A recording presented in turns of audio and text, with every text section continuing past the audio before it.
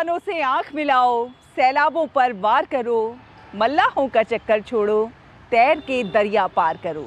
जी हाँ, हिम्मत और हौसला ऐसी चीज़ है जिससे हर मुश्किल को आसान बनाया जा सकता है, नामुमकिन को मुमकिन बनाया जा सकता है। और जो लोग ऐसे ही हिम्मत और हौसले से अपने लिए और दूसरों के लिए नई राहें हमवार करते हैं, वही हमारे नायक, हमारे हीरोज़ कहलाते हैं। ऐसे तमाम अनसंग हीरोज़ की, अनसुने नायकों की कहानियों को देश भर से हम समेट कर लेकर आते हैं आपके लिए अपने इस विशेष प्रोग्राम में। नमस्कार, मैं हूं शहला निगार और आप देख रहे हैं हमारा ये विशेष प्रोग्राम गुड न्यूज़ जज्बा इंडिया का। तो सबसे पहले बात करते हैं गुजरात के अरवली इलाके की मेघराज तालुका की महिलाओं की, जो कि देसी अनाज की जटिल खेती करती हैं और देसी बीजों का संरक्षण करने का काम कर रही हैं। इसके लिए इन महिलाओं ने एक बीज बैंक बनाया है। किस प्रकार से इस बीज बैंक को चलाने का काम कर रही हैं और इससे क्या कुछ फायदे हो रहे हैं, चलिए आपको दिखाते हैं।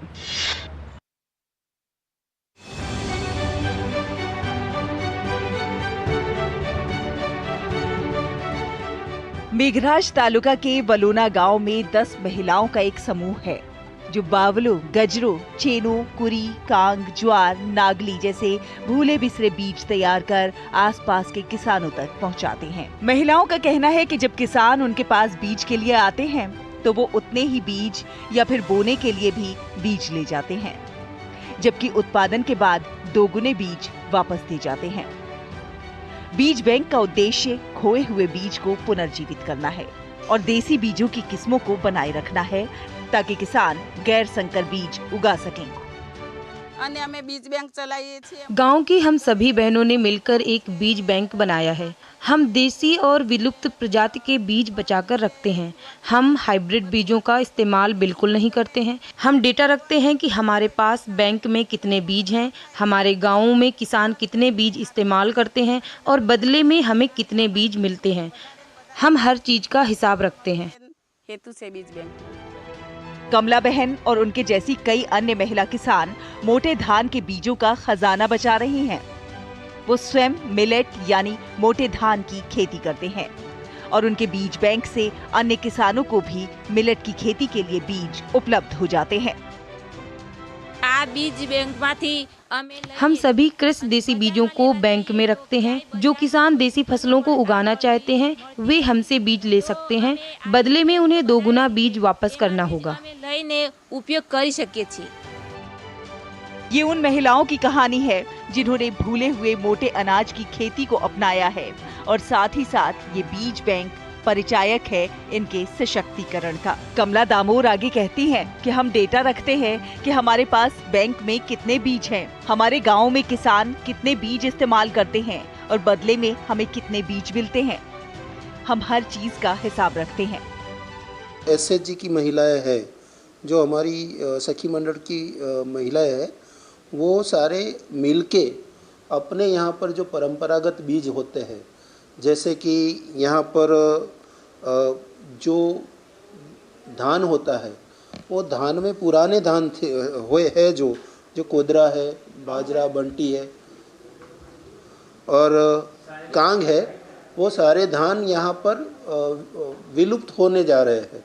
मानो कि यहाँ पर जो बीज हम बाज़ार से लाते हैं वो कभी कभी कॉमर्शियल रहते हैं, परंपरागत रहते नहीं है। तो पुराने जो धान है उनको बचाने के लिए ये महिलाएं सीड बैंक की एक कामगिरी कर रही है। इस बीज बैंक में गुजराती देसी बाजरे की किस्मों के भी कई बीज हैं जो अब राज्य के बाकी हिस्सों में दुर्लभ हो गए हैं। यहाँ ज्वार, नागली, बावलो, गजरो, चेनो, कुरी, कांग और सामा के भी बीज हैं। ये महिलाएं न केवल दुर्लभ बीजों को बचा रही हैं, बल्कि सशक्तिकरण की एक नई इबारत लिख रही हैं। गुड न्यूज जज्बा इंडिया के लिए अरवली से अंकित चौहान की रिपोर्ट, डीडी न्यूज। तो देसी बीजों का संरक्षण कर विलुप्त होती प्रजातियों को बचाने की सकारात्मक पहल, सराहनीय पहल। कहते हैं कि विश्व तभी समृद्ध होगा जब महिलाएं सशक्त होंगी, समर्थ होंगी और इस दिशा में भारत में अनेक सकारात्मक प्रयास हो रहे हैं। आपको मिलवाते हैं मध्य प्रदेश के बुरहानपुर की महिलाओं से, जो कि ऐसे ही सकारात्मक प्रयास कर रही हैं और वो खेती के प्रोडक्ट्स ऐसे तैयार कर रही हैं, उन्हें वैश्विक पटल पर एक विशेष पहचान दिला रही हैं। किस प्रकार से ये सारे काम कर रही हैं, आइए देखते हैं। केले से उत्पाद तैयार करती ये महिलाएं हैं बुरहानपुर की। ये महिलाएं आत्मनिर्भरता की एक नई इबारत लिख रही हैं। महिलाएं समूह बनाकर केले के चिप्स और अन्य खाद्य सामग्री तो बना ही रही हैं, साथ ही साथ केले के रेशे से राखियां, साज सज्जा की वस्तुएं और घरेलू सामान इत्यादि भी तैयार कर रही हैं। ये देखिए, चटाई, पर्स, टोकरियां, पायदान सहित विभिन्न प्रकार के ये खूबसूरत उत्पाद इन महिलाओं द्वारा बनाए गए हैं। और ये मूलतः ग्रामीण जो महिलाएं हैं उनके हितों को ध्यान में रख करके ही, क्योंकि अम्मा जी जो है ना, वो ये कहती है कि ग्रामीण क्षेत्रों में जहाँ पर जागरूकता नहीं है, अवेयरनेस नहीं है, वहाँ पर हमें सबसे पहले जागरूकता देनी है। इन महिलाओं के हौसले को देखकर इन्हें साथ मिला है यहाँ के जिला प्रशासन का। 4-5 दीदियाँ जो आई हैं वो अलग अलग गांव से आई हैं और हम लोग केले के रेशे से प्रोडक्ट बनाना सीख रहे हैं, ताकि जो दीदियाँ हैं वो आत्मनिर्भर बने। इसलिए हम लोग उनको अलग अलग तरह के प्रोडक्ट बनाना सीख रहे हैं। देश की आधी आबादी को सामाजिक और आर्थिक तौर पर सशक्त बनाने के लिए सरकार द्वारा भी जोरदार प्रयास हो रहे हैं और महिलाएं भी अपनी कुशलता से इस बात को साबित कर रही हैं कि हम किसी से कम नहीं। हम पहले खेतों में मजदूरी करने के लिए जाते थे, पर अभी यहाँ पे हमको ये पेट का सिखाने का काम चल रहा है। केरल से 2 दीदी आई है हमको सिखाने के लिए, और हमारी ही समूह से प्रियंका दीदी गई थी केरल, वहाँ पे वो सीख के आई और यहाँ पे आज हमको ये सीखने का मौका मिल रहा है। राना के प्रोडक्ट्स को जो पहचान मिल रही है बुरहानपुर में, वो हम पूरे देश में और भोपाल स्तर पे, मध्य प्रदेश स्तर पर लेकर जाएं। इसमें हमारे ज़िले में जो जनप्रतिनिधिगण हैं उनके द्वारा भी इसमें उत्साह दिखाया गया है और आशा है कि हम राना प्रोडक्ट्स के काम को हर गांव तक लेके जाएं। ये महिलाएं न केवल अपना घर परिवार अच्छे से चला रही हैं, बल्कि दूसरों के लिए भी मिसाल बन रही हैं। गुड न्यूज जज्बा इंडिया के लिए मध्य प्रदेश के बुरहानपुर से मनीष गुप्ता की रिपोर्ट, डीडी न्यूज। तो महिलाओं को मिल रहे हैं समान अवसर, उनकी उड़ान को मिल रहे हैं पंख। ऐसी ही अच्छी खबरों के सफर को अभी जारी रखेंगे। वक्त हुआ है एक छोटे से ब्रेक का, जल्द हाजिर होंगे। देखते रहिए गुड न्यूज जज्बा इंडिया का। देख रहे हैं, मैं हूं अशोक श्रीवास्तव। कोई फैक्ट चेकर चाहता है कि सवाल है। आसान नहीं होता सच के लिए लड़ना। जिसकी आवाज कोई नहीं बनेगा, उसकी आवाज हम बने। जो डर जाते हैं वो झूठ से कहां टकराते हैं। जो गरीब के स्कूल में, गरीब के स्वास्थ्य के लिए खर्च होना चाहिए, वो लूट कर इन्होंने अमीर ठेकेदारों को दे दिया। सच को जानना हो तो झूठ पर करना होता है प्रहार, हर बार, बार बार। मैंने आपसे पूछा, आपने ठीक है नहीं कहा ना आपने। और कोई मुद्दा नहीं है तो सोनिया गांधी की गुड बुक में मैं अपना नाम गोल्डन अक्षरों में कैसे दाखिल करूं? इसलिए न फेक न्यूज न झूठ, हमेशा सच के साथ 2-2। देखिए मेरे साथ 2-2, सोमवार से शुक्रवार रात 9 बजे सिर्फ डीडी न्यूज पर।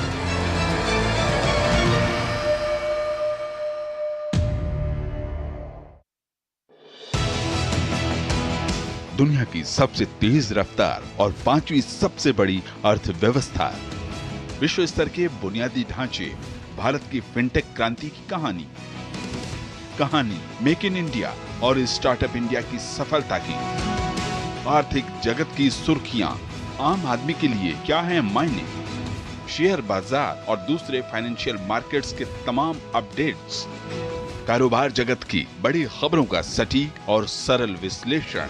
देखिए इकोनॉमी टुडे सोमवार से शुक्रवार सुबह 9:30 बजे सिर्फ डीडी न्यूज पर।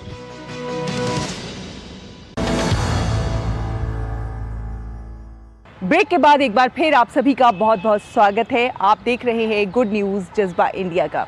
इंसानों की बोली की हूबहू नकल करने वाली पहाड़ी मैना, जो कि छत्तीसगढ़ की राजकीय पक्षी भी है, कहीं विलुप्त होती जा रही थी। इसके संरक्षण और संवर्धन के लिए बहुत सारे प्रयास हुए, लेकिन अब उसके सकारात्मक नतीजे सामने आ रहे हैं। आपको मिलवाएंगे कुछ आदिवासी लोगों से, किस प्रकार से वो पहाड़ी मैना का संरक्षण कर रहे हैं और अब जगह जगह पर पहाड़ी मैना की चहचहाहट भी सुनाई दे रही है।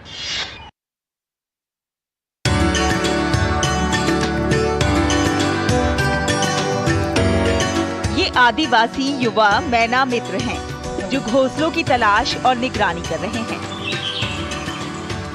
गहरे काले रंग, नारंगी चोंच, पीले रंग के पैर और कलगी, ये पहचान है खूबसूरत पहाड़ी मैना की। इन्हें देखना हो तो छत्तीसगढ़ के बस्तर के घने जंगलों की ओर रुख करना होगा।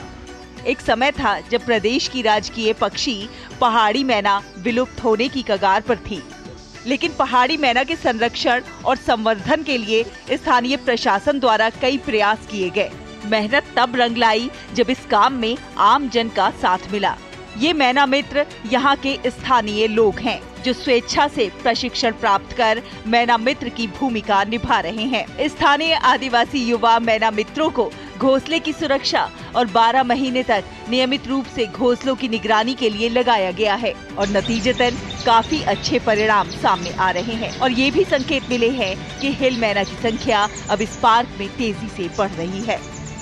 बस्तर पहाड़ी मैना छत्तीसगढ़ राज्य का राजकीय पक्षी है और कांगेर घाटी राष्ट्रीय उद्यान में इनकी संख्या जो है पिछले कई वर्षों में देखी जा रही थी कि इनकी संख्या लगातार जो है कम होती जा रही थी और उसके चलते जो है हमने अभी पिछले 2 साल से कैंपा परियोजना अंतर्गत यहाँ पे उनके संरक्षण का कार्य कर रहे थे और उसी के अंतर्गत हमने आसपास के जो ग्रामीण बच्चे हैं, जो युवा वर्ग के बच्चे हैं, उनको हमने मैना मित्र के रूप में रखा और मैना मित्र के माध्यम से हमने मैना संरक्षण का यहाँ पे जो कार्य किया है उससे हमारे जो मैना की संख्या उसमें लगातार वृद्धि हुई है। मैना मित्र में काम कर रहा हूँ अभी कांगेर वैली नेशनल पार्क में। मेरा यहाँ पे नेशनल पार्क में काम करते 2 साल हो गया है और मैं बच्चों को प्रति शनिवार को स्कूल में क्लास लेता हूँ और संडे के दिन बच्चों को पक्षी दर्शन करवाता हूँ। इनको पक्षी दर्शन में मैं पक्षियों के बारे में और उनके साथ साथ पर्यावरण के बारे में और वन्य प्राणियों के बारे में इनको मैं बताता हूँ। युवाओं द्वारा पक्षियों की निगरानी के लिए दूरबीन और ट्रैप कैमरे दिए गए हैं, जिसकी मदद से पहाड़ी मैना को ट्रेस करने में काफी मदद मिल रही है और इसी के साथ ही विलुप्त होती हिल मैना की चहचहाहट एक बार फिर से इस पार्क में सुनाई देने लगी है। ये दृश्य बानगी है कि बस्तर में पहाड़ी मैना की संख्या बढ़ने लगी है। आज आसपास के गांवों में भी पहाड़ी मैना की मीठी बोली अब गूंज रही है।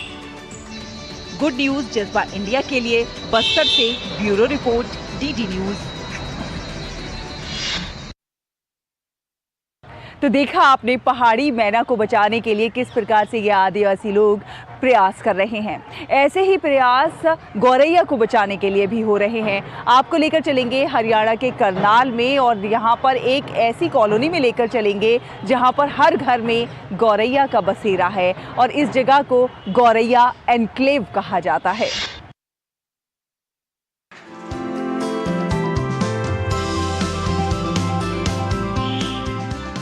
घर के आंगन में चहचहाती और दाना चुगती नन्ही चिड़िया गौरैया आजकल नहीं दिखती है। आबादी के बीच रहना पसंद करने वाली गौरैया की तेजी से घटती आबादी की वजह शहरीकरण है, लेकिन करनाल में एक ऐसी कॉलोनी है जहां की गली के हर घर में गौरैया का बसेरा है। सिर्फ बसेरा ही नहीं, इनकी आबादी भी बढ़ रही है। इसमें बात ताज्जुब की नहीं, प्रयास की है और ये प्रयास है एक सामाजिक संस्था सत्या फाउंडेशन का, जिन्होंने अपने प्रयास से लगभग 2500 गौरैयाओं को अपनी कॉलोनी के 1000 परिवारों का सदस्य बना दिया है। शुरुआत में कम से छोटे से शुरू की थी, आज हमारे पास कम से कम 1000 से ऊपर से संख्या से हमारे इस तरह के बर्ड फीडर्स हर घर के आगे लगे हुए हैं और इनकी संख्या 2500 से 3000 हो गई है और आज करनाल में इसको गौरैया एनक्लेव के नाम से जाना जाता है और काफ़ी बच्चे बड़े खुश होकर हमारे साथ इसका सहयोग करते हैं और अब देखते देखते संख्या काफ़ी बढ़ गई है। मोहल्ले में जगह जगह लगभग 1200 से अधिक मजबूत लकड़ी के खूबसूरत घोंसलों और उसमें चहचहाती चिड़ियां इस बात की गवाही दे रहे हैं कि यहाँ चिड़ियाएं कितनी खुश हैं। और ये है बर्ड फीडर, जिसमें लगभग 1 महीने तक का मिक्स दाना रख दिया जाता है। पहले जंगल या खेत में या हर जगह इनके दाना चुगती तो इनको प्राकृतिक आवास मिल जाता, जो अब नहीं है। तो इसलिए इस आवास की समस्या को और इनके खाने पीने की समस्या को दूर करने के लिए हमने प्रयास किया क्यों ना कुछ फीडर लगाए जाएं जिन पे दाना चुग सकें। कुछ ना कुछ हम लगाएं कि साथ के साथ इनको वुडन हट्स बना के दें। चिड़िया की चहचहाट से सुबह होती है हमारी, सुबह उठाने में बड़ी जल्दी उठा देते हैं। ये 5 बजे बोलना चालू कर देते हैं और उठा देते हैं। सत्या फाउंडेशन की इस पहल से यहाँ के स्थानीय निवासी भी खासे खुश नजर आते हैं। सुबह सवेरे चिड़ियों की आवाज सुनकर जागना अब यहाँ आम बात है। इस मोहल्ले के लोगों के लिए ये चिड़ियाएं अब उनका परिवार है, जो मोहल्ले में स्वच्छता भी रखती हैं और कीड़े मकोड़ों के साथ मच्छर के लार्वा खाकर उन्हें बीमारियों से भी बचाती हैं। गुड न्यूज जज्बा इंडिया के लिए करनाल से पवन शर्मा की रिपोर्ट, डीडी न्यूज।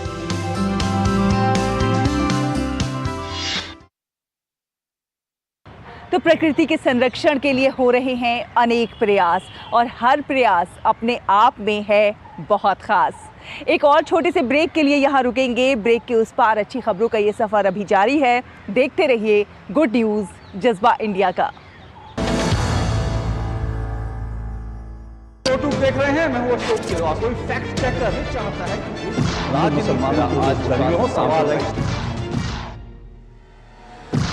आसान नहीं होता सच के लिए लड़ना। जिसकी आवाज कोई नहीं बनेगा, उसकी आवाज हम बने। जो डर जाते हैं वो झूठ से कहां टकराते हैं। जो गरीब के स्कूल में, गरीब के स्वास्थ्य के लिए खर्च होना चाहिए, वो लूट कर इन्होंने अमीर ठेकेदारों को दे दिया। सच को जानना हो तो झूठ पर करना होता है प्रहार, हर बार बार बार।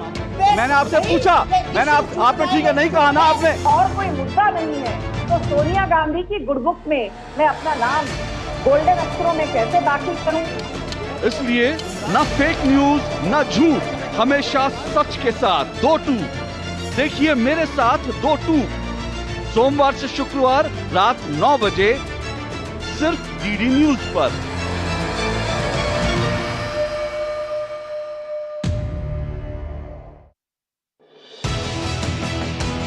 दुनिया की सबसे तेज रफ्तार और 5वीं सबसे बड़ी अर्थव्यवस्था, विश्व स्तर के बुनियादी ढांचे, भारत की फिनटेक क्रांति की कहानी मेक इन इंडिया और स्टार्टअप इंडिया की सफलता की, आर्थिक जगत की सुर्खियां, आम आदमी के लिए क्या है मायने, शेयर बाजार और दूसरे फाइनेंशियल मार्केट्स के तमाम अपडेट्स, कारोबार जगत की बड़ी खबरों का सटीक और सरल विश्लेषण।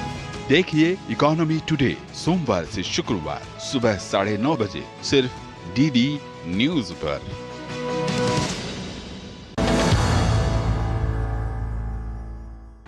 ब्रेक के बाद एक बार फिर आप सभी का बहुत बहुत स्वागत है। आप देख रहे हैं गुड न्यूज़ जज्बा इंडिया का और अब आपको मिलवाते हैं गुजरात के नांदेड़ के रहने वाले मोहम्मद सुलेमान से, जो कि 69 वर्ष के हैं। उनके घर पर धार्मिक ग्रंथों का, पुस्तकों का संग्रह देखा जा सकता है। उनके घर में कुरान भी है, उनके घर में रामायण भी है, भगवत गीता भी है। वो न केवल रामायण का पाठ करते हैं, गीता का पाठ करते हैं। इस उम्र में 50 से अधिक बार गीता का पाठ कर चुके हैं और उन्होंने गीता को अपने जीवन में उतारा भी है। कैसे हैं ये राम भक्त मोहम्मद सुलेमान? चलिए आइए इनसे मिलते हैं। દરેક રાજ્યમાં નહીં, આખા દેશના રાજ્યોના દરેક જિલ્લાઓમાં એક ભગવદ ગીતા કેન્દ્ર ઊભું કરો। अभी आप सुन रहे थे रांदेर इलाके के रहने वाले 69 वर्षीय राम भक्त मोहम्मद सुलेमान को। सुलेमान के घर में धार्मिक पुस्तकों का संग्रह देखा जा सकता है। उनके घर में कुरान के अलावा उर्दू में अनुवादित रामायण और श्रीमद् भगवद गीता भी है। मोहम्मद सुलेमान रोजाना रामायण और भगवद गीता को पढ़ते हैं। आज भले ही सुलेमान की आंखों की रोशनी कम हो चुकी है, पर ज्ञान अर्जन का हौसला नहीं। इसलिए सुलेमान बिलौरी ग्लास लेकर भी रामायण का पाठ करते हैं। मैंने श्रीमद् भागवत गीता का पाठ उर्दू और गुजराती में किया है। मेरे पास भगवत गीता, रामायण और कुरान ये सभी पुस्तकें हैं। मैं हर दिन श्रीमद् भागवत गीता का पाठ करता हूँ और मैंने न सिर्फ इसे अपने जीवन में उतारा है, बल्कि मैं औरों को भी इसे अपने जीवन में उतारने के लिए प्रेरित करता हूँ। मोहम्मद सुलेमान ने अपनी 69 वर्ष की आयु में संपूर्ण श्रीमद् भगवत गीता को न केवल 50 से अधिक बार पढ़ा है, बल्कि उसे अपने जीवन में उतारा भी है। राम और कृष्ण सबके हैं, इसी आस्था और कौमी एकता का एक उत्कृष्ट उदाहरण है मोहम्मद सुलेमान। गुड न्यूज जज्बा इंडिया के लिए सूरत से एजाज शेख की रिपोर्ट, डीडी न्यूज। तो देखा आपने, हमारे देश में एक से बढ़कर एक अच्छे लोग मौजूद हैं जो कि सकारात्मक काम कर रहे हैं, दूसरों की ज़िंदगियों को बदलने के लिए प्रयास कर रहे हैं, लोगों के लिए प्रेरणा के स्रोत बन रहे हैं। आपसे भी अनुरोध है कि आप भी कुछ ना कुछ अच्छा करते रहिए, खास करते रहिए, देश और समाज के विकास में अपना योगदान ज़रूर दीजिए। अगले हफ्ते फिर होगी आपसे मुलाकात कुछ और अच्छी कहानियों के साथ। तब तक के लिए हमारी पूरी टीम को दीजिए अनुमति। नमस्कार।